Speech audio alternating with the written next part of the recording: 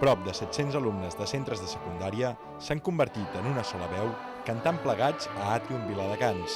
Aquest acte forma part de la 23a trobada de corals d'educació secundària que aquests dies celebrarà fins a 12 concerts com aquest, repartits per tot el territori.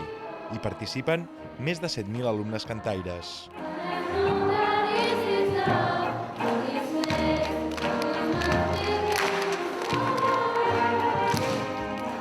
Reivindicant en aquesta edició a Catalunya com a terra d'acollida, el pas de la trobada de corals per Viladecans ha estat marcat per la situació dels refugiats. En coral és solidaritat, és cooperació, és diversitat, és juntar veus diferents que són una melodia al final agradable.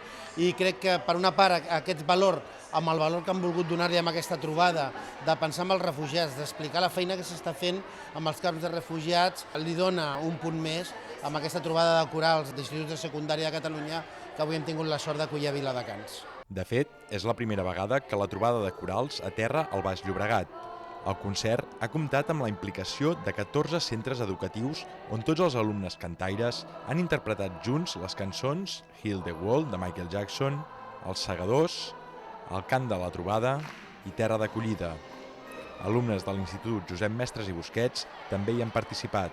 A l'hora del pati hi ha una hora en concret en la que ens reunim tots, els alumnes de la coral, i comencem a cantar i a practicar totes les cançons i el ball i totes les coses que hem de fer aquí en aquesta trobada. A més del cant coral, 3 peces instrumentals han inaugurat el concert, un adagio i 2 tangos.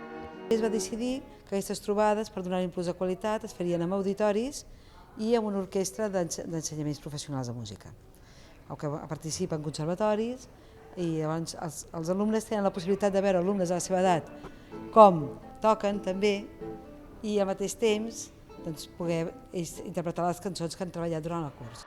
La trobada de corals està impulsada per la Generalitat de Catalunya i ha tingut el suport de l'Ajuntament de Viladecans.